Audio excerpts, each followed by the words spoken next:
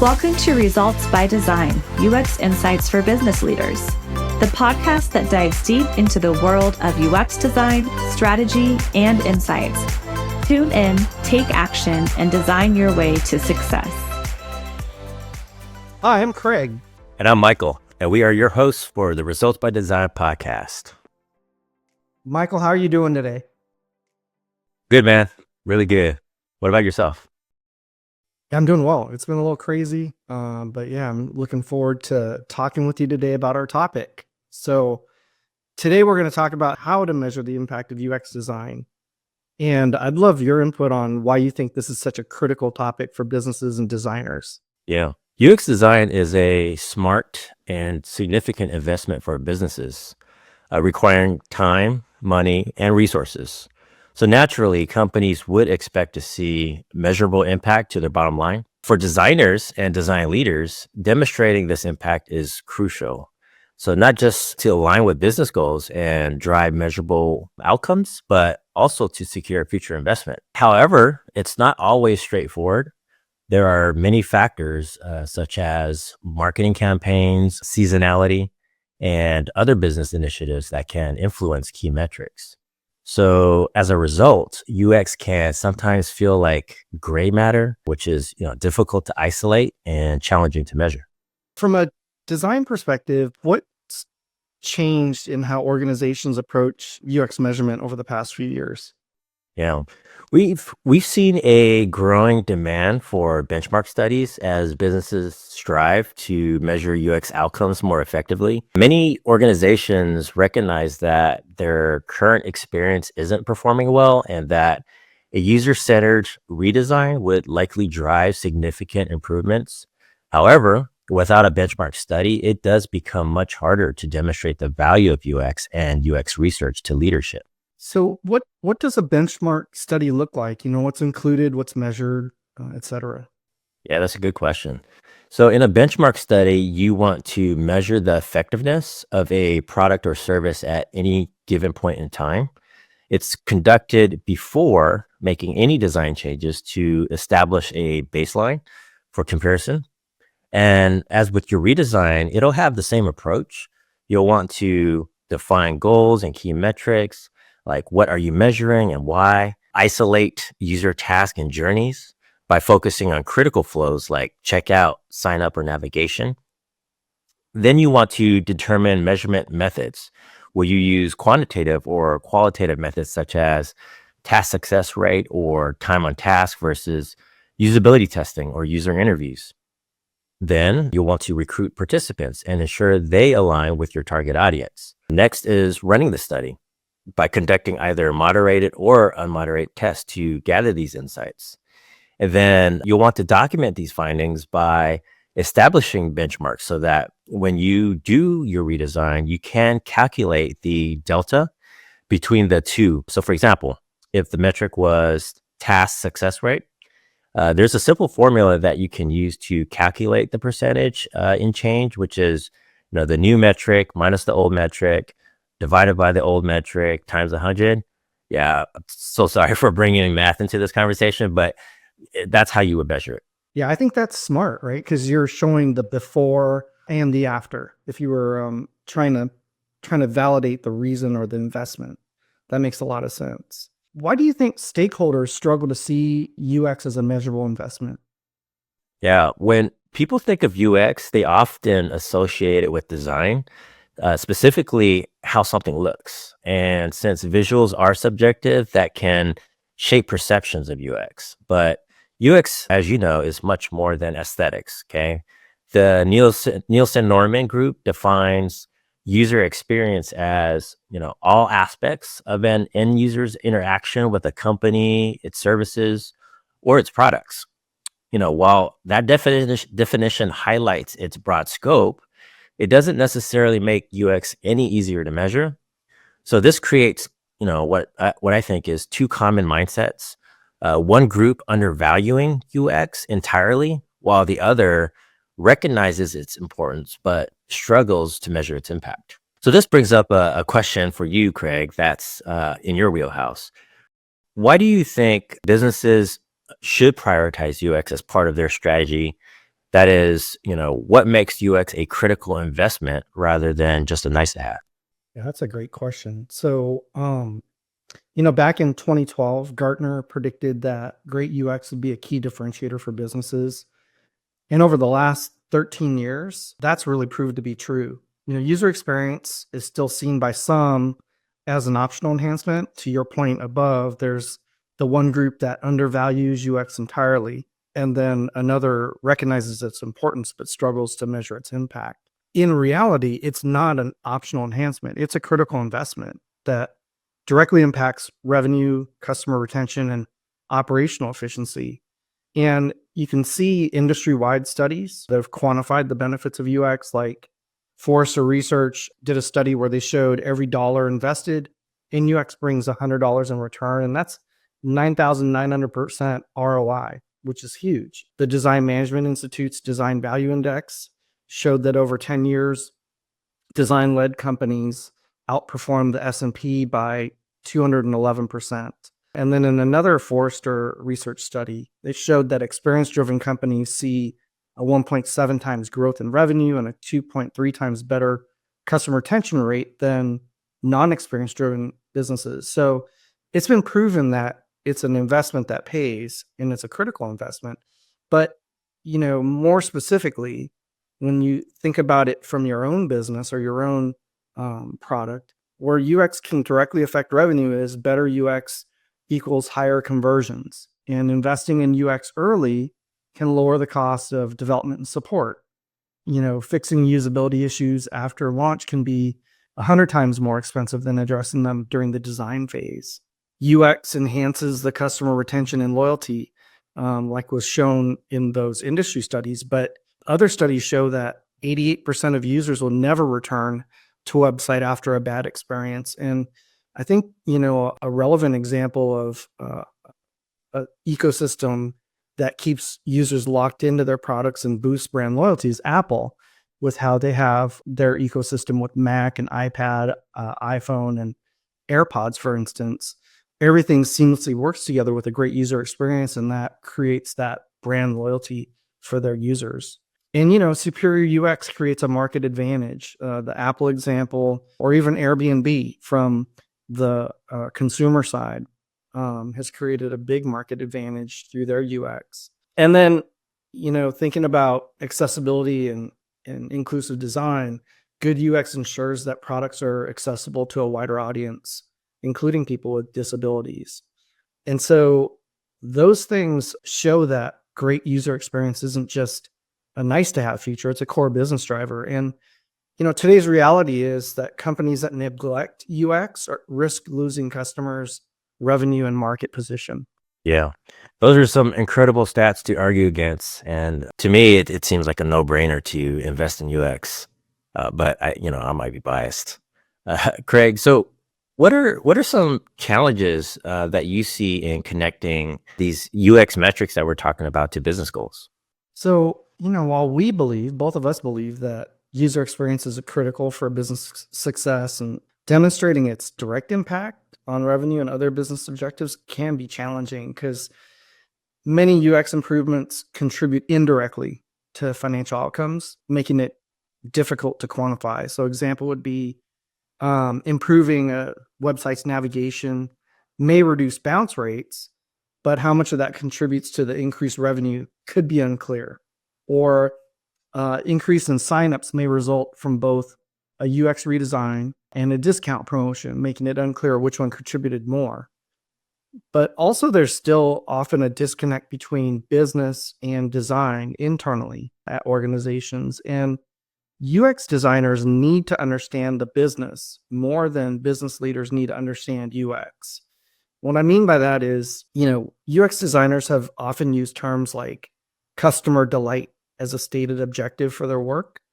But that type of language and metric doesn't resonate with business leaders. Honestly, aiming to delight a user or customer is a fool's errand. And according to Gartner and CEB, delight only happens 16% of the time and increases operating costs by 10 to 20%. And when you think about the two biggest problems with trying to delight at scale, is that people want their basic needs met with minimal effort at whatever point in the journey they're at. And people have different definitions of delight and different expectations based on what they're trying to accomplish and the point in the journey that they're at. So if UX leads with the objective of delighting customers, the business is going to tune you out. Yeah, I couldn't agree more. So let's shift gears a little bit and talk about why measuring UX's impact is critical. So how do you approach explaining the value of UX to clients that don't fully understand its role? Yeah, the most effective way to explain the value of UX is, we believe, by walking a prospective client through a real world user scenario with clear, relatable metrics. So something they can personally connect with. You and I actually spoke about this recently. For example, we're currently partnering with one of the world's largest e-tailers to improve their returns experience. A smoother returns process reduces friction and negative sentiment, preventing customers from turning to their competitors.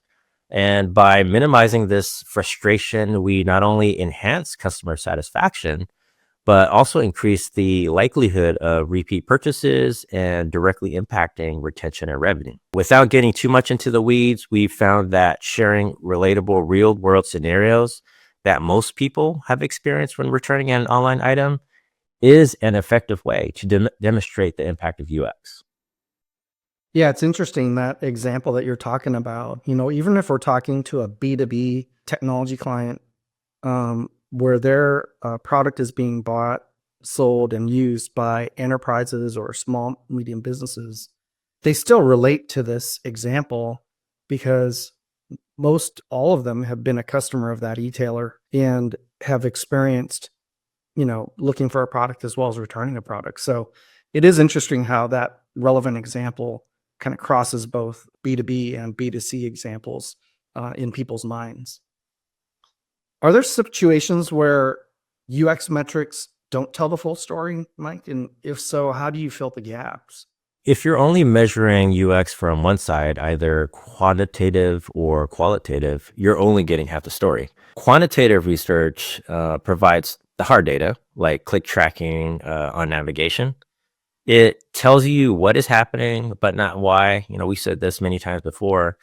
For example, if you're driving users to a product or a solution, the click data will show whether they're finding it, but not necessarily why they are or aren't. And so to understand the why, you need qualitative research, such as moderated or unmoderated usability testing, where you can observe users perform tasks and ask follow-up questions to dig deeper.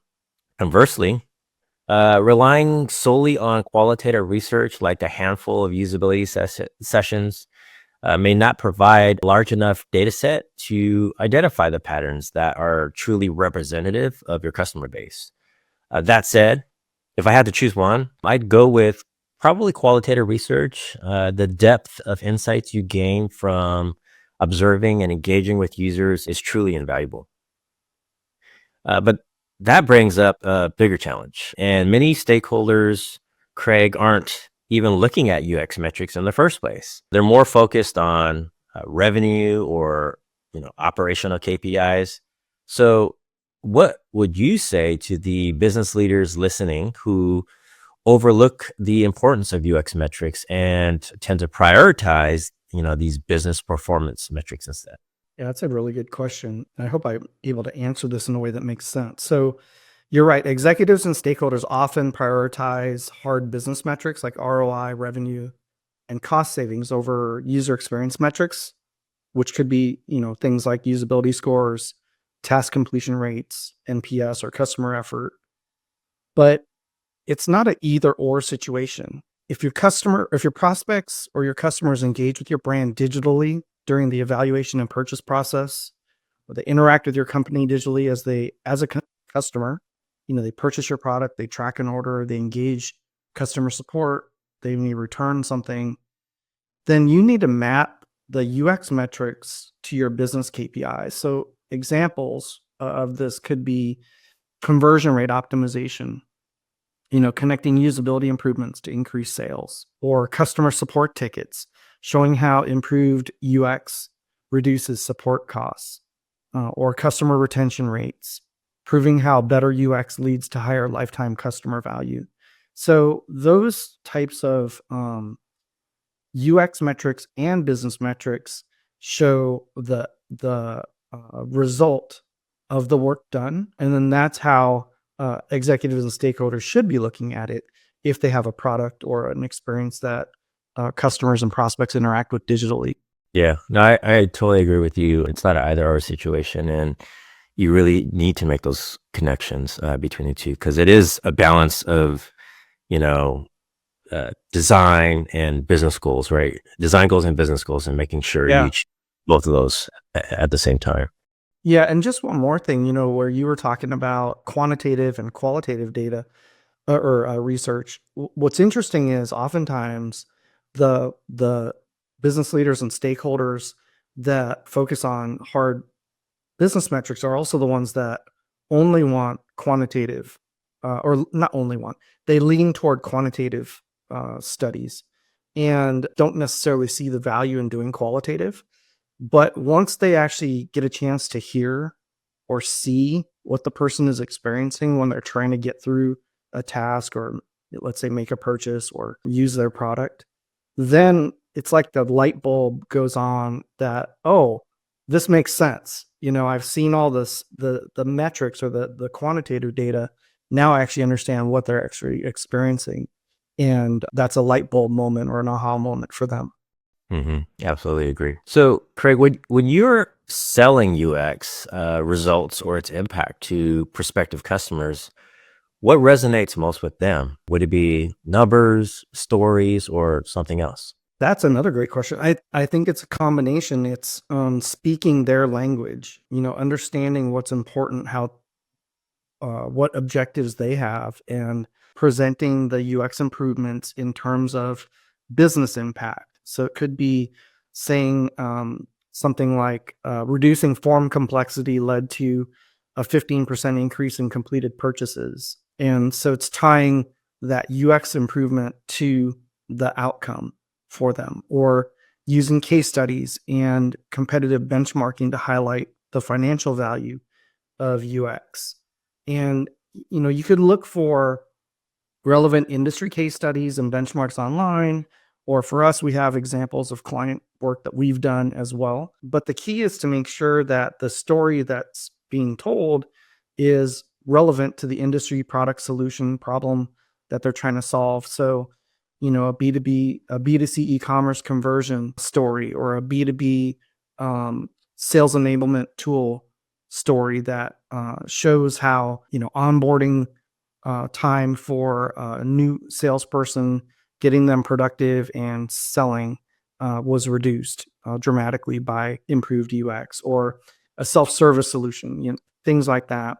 It's just making sure that the case study and the benchmark that you use is relevant to them. And then tying the UX metrics to cost savings is another method. So, reducing call center inquiries by 30% saved $500,000 annually. And it's really for them, for the client or prospective customer, for them, they want to know that you understand what they're trying to accomplish. And so think of yourself, if you're an internal UX team, you're trying to understand what the product team wants to accomplish and provide your insights, your information, your value in a way that resonates to them so that they can buy in and support it. Yeah. So when you do convince a new client or prospect to commit to a project or initiative, how do you coach them to see UX as an ongoing investment, right, rather than just that one-time expense? Yeah. If we're engaging with a new client and they have a specific product or project, let's say, for instance, I'll use an example of a client anonymously that we worked with. They came to us to redesign a platform that their customers and their suppliers use to sell their products online, digital products online, to other businesses. And their ultimate goal was to merge both pricing and inventory management all into one platform, where across their industry, those things are done in different tools. for them, the ultimate goal was to create a new product and launch it at an event, and then ultimately garner more interest for new customers to put their inventory and new customers to buy the inventory from this platform. So in that situation, we approached it with an MVP and then a roadmap with ongoing feature releases that took place over a period of time. That is basically building on a new product, right? For someone who's looking at improving an existing product, what we would say is, let's benchmark the performance, like you said, benchmarking up front, and then asking two questions of yourselves.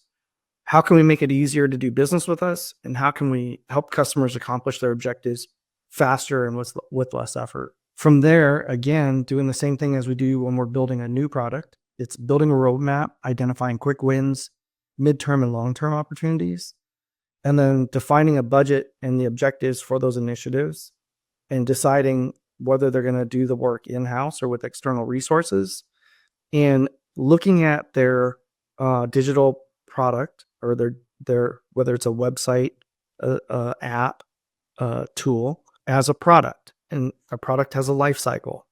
And so understanding that it's not a set it and forget it type thing. In some cases, they'll want us to work on the project and then hand it over to the internal team for ongoing updates. And in other cases, they'll have us apply that roadmap and do the work on an ongoing basis.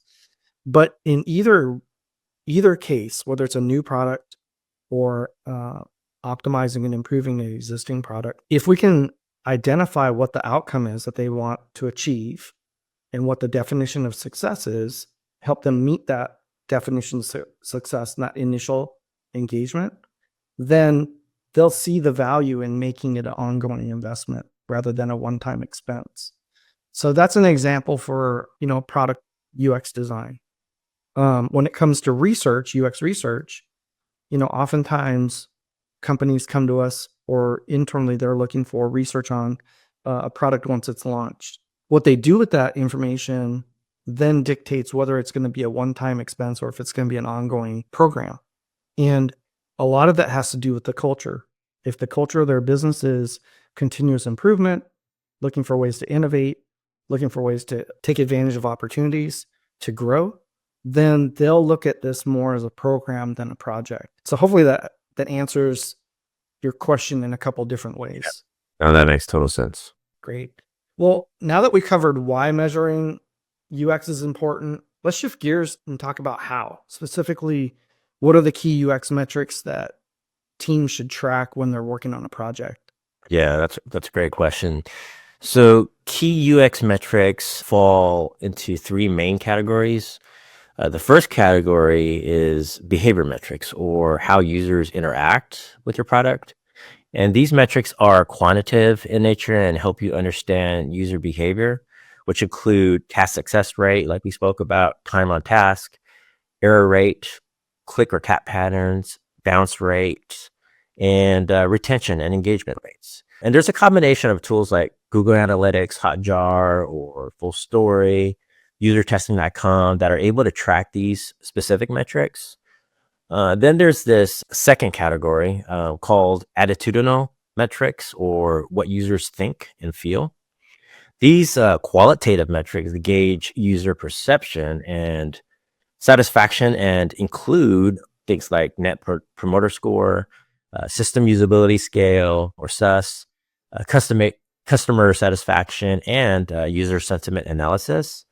And the tools you'd use here would be a combination of surveys, direct feedback, or sentiment analysis.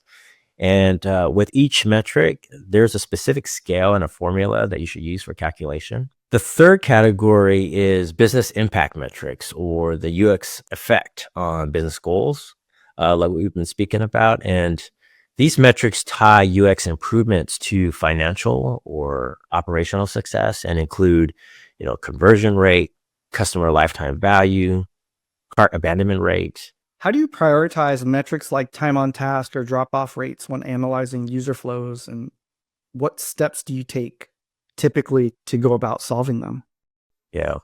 Well, when analyzing user flows, prioritizing metrics depends on context, goals, and user behavior insights. So, first, you want to align metrics with business goals. For example, if efficiency is the goal, then time on task makes sense. If conversion is the goal, then drop off rates make sense. Second, you want to focus on critical user journeys such as, a sign up flow, checkout flow, or product search, and identify where the friction points are. And a tool like journey mapping would be great for this. Third, use a prioritization framework like ICE or RICE to rank efforts. These frameworks help you prioritize the high impact and low effort fixes first. And fourth, combine quantitative and qualitative insights to get a clearer sense of the problem. And lastly, consider the context of the problem in relation to the industry, user expectations, and the like. So, for example, what's important to an e-commerce company like cart abandonment rate may not be as relevant for a SaaS company like churn, and vice versa. Yeah, that's a great point right there. Are there metrics that designers often overlook that can have a huge impact on business outcomes? Yeah, there are two that actually come to mind. These would be, page load times and scroll depth. And, these might seem like classic UX metrics that should have faded in importance with, faster internet speeds and our adaptation to, what seems like endless scrolling apps. But today, they're just as important as ever. Designers, we often assume that users are willing to wait a bit longer for rich multimedia content. However, data tells a different story. Even 1 second delay in page load time can reduce conversions and increase bounce rates and hurt engagement. And with more mobile usage, scroll depth matters because if users aren't reaching key content, it might as well not exist. So while these metrics might feel old school, they still have a huge impact on user behavior and business outcomes today. Yeah, that's a great point. I think it's even more important now because of our attention span and our expectations. Everything's faster and we all want it now. And so page load speed and scroll depth are two, I think, that you definitely don't want to overlook. Well, let's bring the conversation to life with some real world examples or real life examples. Can you share an example where tracking UX metrics led to major design improvements? Yeah. There's a great example of this. We've been working with a large retailer focusing on improving their customer returns experience. And from the start, the client recognized that their returns process had major pain points leading to high volumes of customer support interactions. And one of those key UX metrics we were focusing on improving was the number of support contacts triggered during the return flow. And to affect that metric, we were looking to improve some supporting metrics such as task success rate and time on task. And through our team's research, we found that many of these contacts were completely unavoidable. They stemmed from unclear instructions, missing information, or unnecessary friction in the returns process. And to dig deeper, we analyzed customer issue logs, identifying the most frequently reported problems, as well as conducted surveys with a few hundred users to understand their frustrations and ran moderated usability tests on our new designs to pinpoint areas of friction and uncover deeper customer insights. By addressing these UX issues, we were actually able to streamline the returns process, reduce customer confusion, and ultimately decrease the need for support interactions by almost 1.6 million contacts, saving both the company and its customers time, frustration, and money. Yeah, that is a great example. And I think outside of just reducing the customer support interactions, the untold story here is that improving the returns experience improves the trust with the customer that, hey, when I make a purchase, my return process is going to be smooth and frictionless and easy. And that in turn causes them to want to buy more from that retailer. So fixing the return process actually increases the likelihood of selling more products to the customer. So That's an awesome story. How do you translate qualitative insights like user interviews into measurable UX improvements? User interviews are so rich and full of information. As I said earlier, if we had to choose one, that's what I would do. We have a project in flight where we're working with a local college to test their new navigation that they recently redesigned.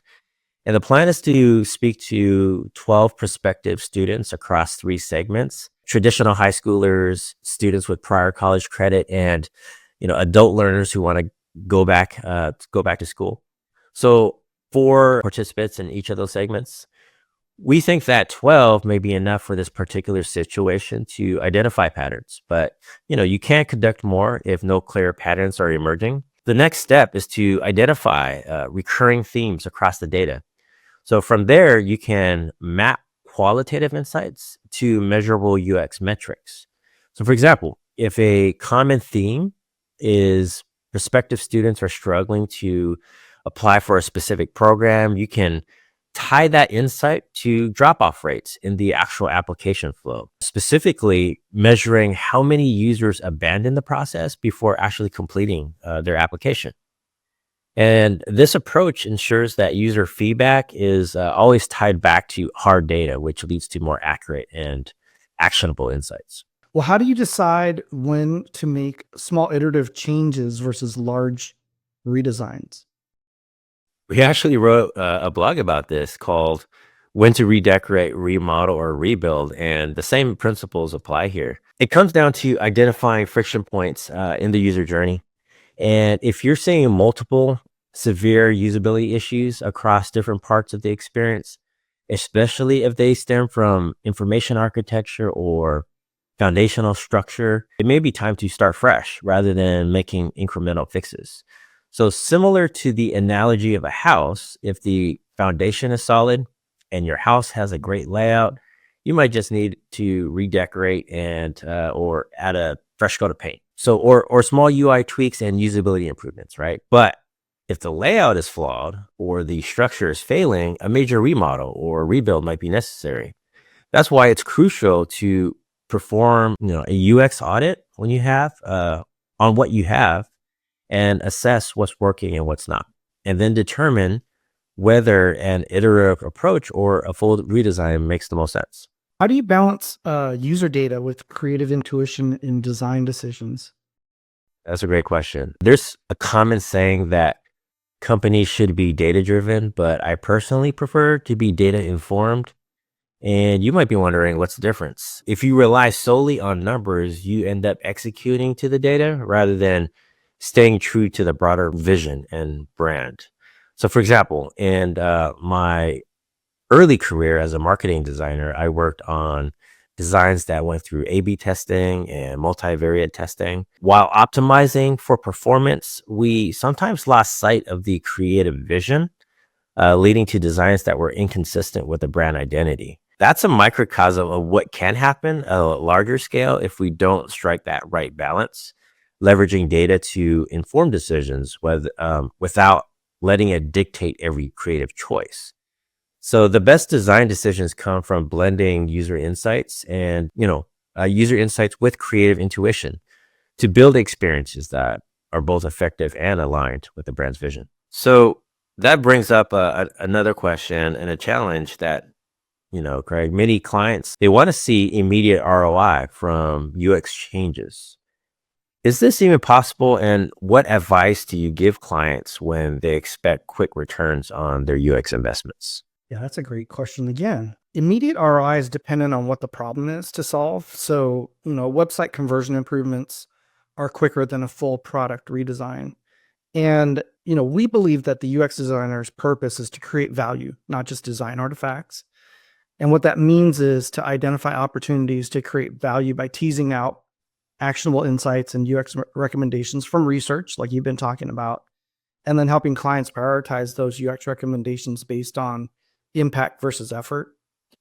Then that prioritized list becomes a roadmap that identifies the quick wins, the midterm and long-term improvements to then, plan for. And so, an example of a quick win with a huge ROI. So something where there was a quick return on investment. Years ago, we worked with a boutique baby accessory company that had very cute names for their products. However, people didn't use those cute names when they searched for the products. They used more descriptive words. And so along with improving the purchase flow, we tested changing the product names to be more descriptive, and the cute names were secondary in the description.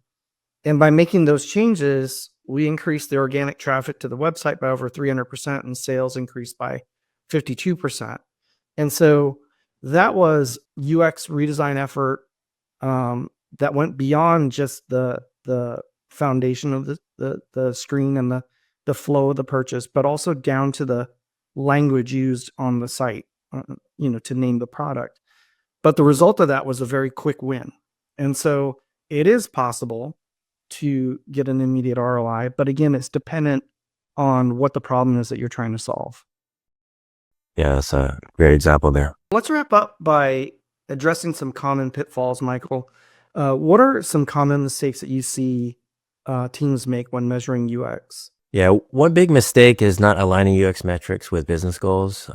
This happens when teams either focus too much on either UX metrics or business outcomes instead of balancing both.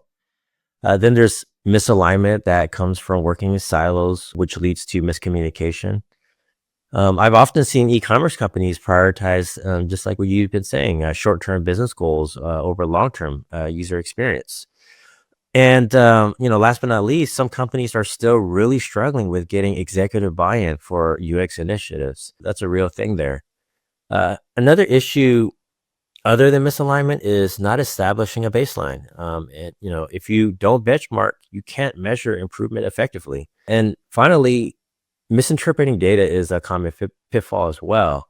And this happens when teams, rely too much on either quantitative or qualitative data instead of using both for deeper insights, and mistaking correlation for causation, like assuming users spending more time on a page means they actually love it when they might actually be confused. So yeah, I would say those are the top three things that, I've seen as common pitfalls. Yeah, I agree with you on all those. And those are patterns that we see recurring over and over. So, Mike, what's the one thing businesses can do today to start making UX a measurable part of their strategy? Yeah, whether you're just starting out or feeling overwhelmed by data, keep it manageable. First, start with a specific user journey, like the conversion flow, sign up process, or navigation. And then next, you really need to just define the UX metrics and connect them to the business goals to ensure that there's alignment there. And then you want to just audit the flow for friction points and prioritize them based on impact. And then establish a benchmark, like we've been talking about throughout this conversation, so you can measure that progress. And then you want to explore and implement improvements based on those findings. And lastly, measure the impact to track success and, keep on refining your approach. I think making UX improvements doesn't have to be complicated. You just need to take one step at a time. That is a great wrap up, Mike. That's a great summary. It's again a masterclass in just a minute about what to do to make UX measurable and part of your strategy. So that's it for today's episode. If you liked today's conversation, please like and click subscribe. And join us next time as we explore more innovative approaches to enhance your products and services, optimize customer interactions, and ultimately drive success for your organization. Tune in, take action, and design your way to success. We'll see you next time. Thanks for tuning in to Results by Design. If you liked this episode, be sure to like, share, and subscribe to our YouTube channel. We are also playing on all your favorite audio streaming podcast platforms, so stay connected and join us for the next one. Results by Design is brought to you by UpTop. Our mission is to equip business leaders like you with the knowledge and tools needed to leverage UX methods and strategies to achieve tangible business outcomes and create lasting value. Whether you're a seasoned executive or just starting to explore the world of UX, Results by Design is your go-to resource for unlocking the potential of user experience to achieve remarkable results. Tune in, take action, and design your way to success.